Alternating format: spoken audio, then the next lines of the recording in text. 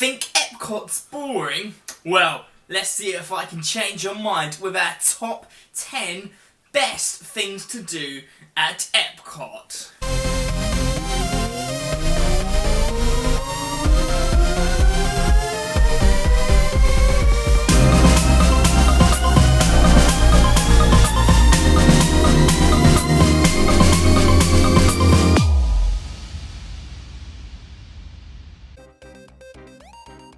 Fun fact, Walt Disney actually built Epcot as to see like the world of tomorrow and things like that. Again, it's another one of those things he never actually got to experience. He never set foot in this one either, as well as the Magic Kingdom.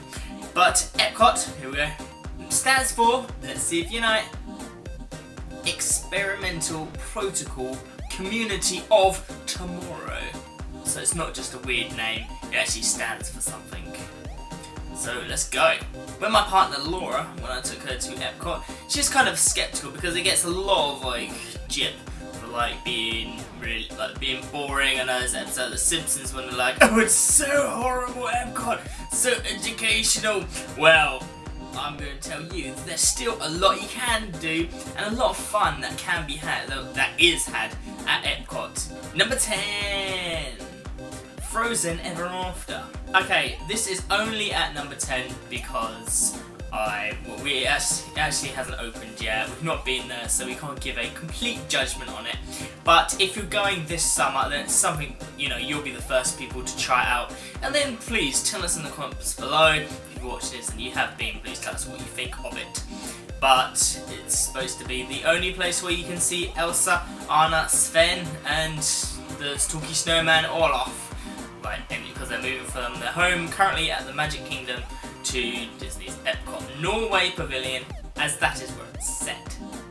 It's supposed to be an improvement, or like a reimagining of the Maelstrom ride, which is I didn't think too much of it, but a lot of the old school Disney fans think it's like a fan favourite.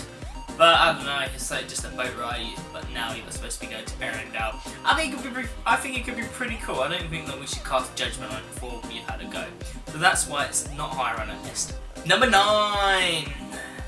It is possibly the most relaxing park. Okay, it's a different vibe to Magic Kingdom, as in you go to Magic Kingdom, it's all singing, all dancing, loads of like parades, like people dancing, like music everywhere, like just to get you up, street parties and all things like that over at the Magic Kingdom. But at Epcot it's a bit like, you can walk around, you just take your time, see what's going on. It's more that kind of, you can come in and leave if you want to, it doesn't really matter. That's what we found. We found that we kind of had like one full day there and about 2 or 3 like half days just going in when like we just got back from the water parks. There's the water parks from Typhoon Lagoon, go like through the hotels and then to Epcot. So we found ourselves nipping into there quite often, like just having a look around, going on like a few of the rides, and just like really I think we saw Illuminations like once or twice, but we'll get into that later.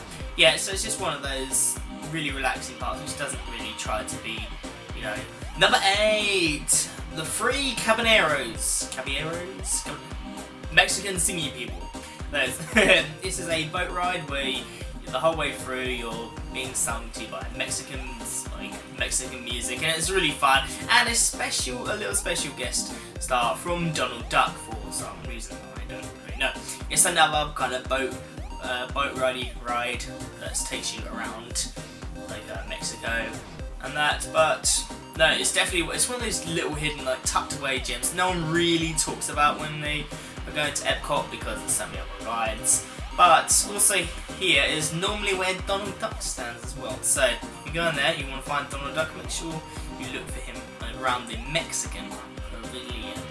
Number 7, Spaceship Earth. Okay, when I first went on this, I think a few years ago, it was really boring. It was just a car going around the future and there's things talking to you. It goes on for about 15-20 minutes. However, recently, even within the last 2 years, they have refurbished it and it is so much better. If you've been there before, got a bad taste in your mouth from it, go there again because it is so much better now. It's got, it's so much more interactive. You get to choose like where you're from, and then they have like the narrator in your home country. Well, I assume that they do it. We only got to hear the English one, which is like some posh one. I think it's Julie Dench, maybe, I don't know. But anyway, so yeah, it's really interactive, and then at the end you get to choose like what kind of future you want to build, and then they've got pictures they take pictures of you and they show you in all these like futuristic places, like in your perfect like dream holiday and things like that. So it's really, really cool. Definitely try it out. Even if you didn't like it the first time around, you probably, I'm saying I didn't like it the first time around, but it's so much better now. Number 6, the food. Okay, the food possibly at EPCOT is probably the best, as with the whole walking around the world, you can taste so many different kinds of food, from French croissants to Japanese sushi to like Mexican burritos, just things like that, like all around the world. And it does taste really good. It tastes like it's from like that original like country. So that's awesome. Okay, we can only really give you like opinions of what we've tried. We went to Japan and they have these really cool bottles of like balls and that you have to like open with the ball. I can't really explain it very well, but definitely try it if you're in the Japanese pavilion, and it tastes really like funky. And you get to sit there watch them doing a koi pond. Okay, get this, German watermelon beer. We weren't drinking it like it was beer, we were drinking it like it's a soft drink. It was just delicious. What we do, we normally walk around and snack on the go. So we'd have like maybe a croissant from France, or it's like little bites to eat. Also, just as a note, probably worth saying now, they have this thing called the drink around EPCOT. You have people with shirts saying, I don't know, getting drunk around the world or something weird like that. And they just, as you can probably guess, they go to every one of the pavilions and have a beer. Number 5, Soaring. Okay, Soaring has again been recently updated, so it's probably going to be even better than how I'm reviewing it now. So, what it is, it's this kind of hang glidery thing. They lift you up into the air and your feet are dangling. They've got like fans, like smells pumped into you, and it makes you feel like you're flying around.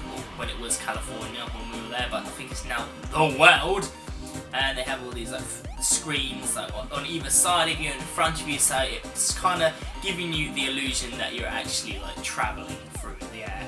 Remember, you will definitely need a fast pass for this one because the queue is enormous. Don't even try and risk it. Just get a fast pass because it will be big and it's gonna be busy. Number 4, Mission Space. Okay, get ready to launch in T-minus whatever. At one point, this was the most realistic space launch experience, like in the whole of Florida at least. So basically, you fly from Earth, your mission to Mars, and each one of you, and the rest of the people in your party, each have a different role to play. One of you is the captain, one of you is the launch guy, one of you is, I don't know, that's not the official title, but it's not like you are the launch guy, Mr. Captain. And there's, I don't know, there's 2 more, but I can't really remember. Life support person, something like that. But either way, so each one of you at different times has your own role to play in this sci-fi adventure to Mars. So don't just think it's a ride or just a simulator, because it's a whole story. It's definitely worth doing, and the whole build up to the atmosphere. Number 3, Test Track. Okay, this one again has been like done. There's been so many things done to EPCOT in the last couple of years. But anyway, Test Track. You get to design your own car in the most crazy, weird ways possible. I'm pretty sure we had like a monster truck, like souped up V8 engine or something like that. Like, I know you get limousines, homousines, whatever you want to make, you can make it. Then not only do you get to make it, you get to ride it and be the test track dummies, testing out your cars.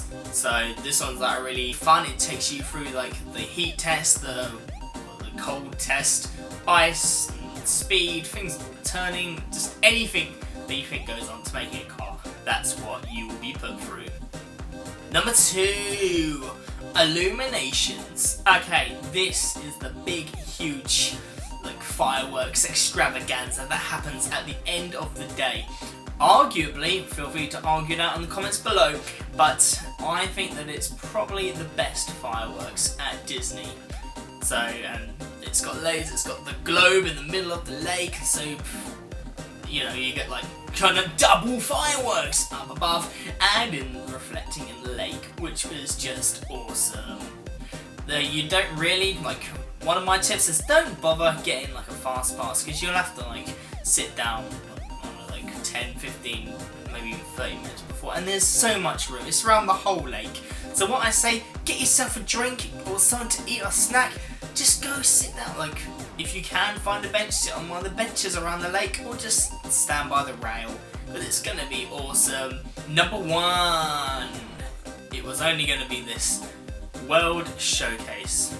Okay, pretty much the rest of the half of the park is like just going around all of the different pavilions. A pavilion, just in case you're wondering, people say like the word pavilion all the time, but it basically just means like wonderlands, like a little, I don't know, like 100 meter, 50 meter like section of the park devoted to that land. Okay, this is gonna test me. I know they've got England, but yeah, England, like where we're from, if you can't tell by my accent, is like really, it's really funny, because every time we go into England, I don't know how they do it, but it always rains. It's like, this is so genuine. They've really got the authenticity of the weather in England, apart from the fact that it's really, really boiling hot. But come on, it is Florida.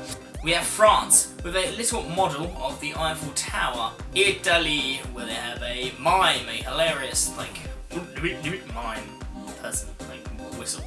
But it was really cool. And there's loads more like you can kind of find out for yourself, including Mexico, Morocco, Norway, Japan, China, Germany, America, surprisingly. I mean, like, they have an American pavilion in an American theme park. Well, you know, come on. One thing I think they should do like an Australia like pavilion. I think that would be really cool.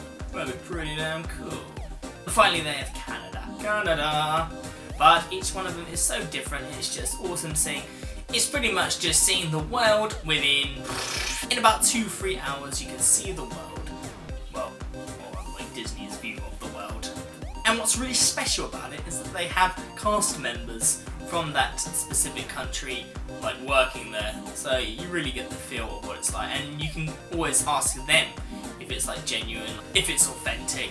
So yeah, definitely. It is the main thing, like why when people go to EPCOT, it's just such a huge part of the park, and Disney as well. So that's the end of our countdown. I hope that I've convinced you that EPCOT isn't just the educational, boring part of Disney, and it's exciting, it's extreme, it's fun, and it's definitely worth checking out. Remember to subscribe to our channel for more Disney tips, hints, top 10s, vlogs, all about Disney, Universal, Orlando, everything. So like this video, share it around, and follow us on Twitter @PlanningOrlando. Signing off now. Bye bye bye bye bye.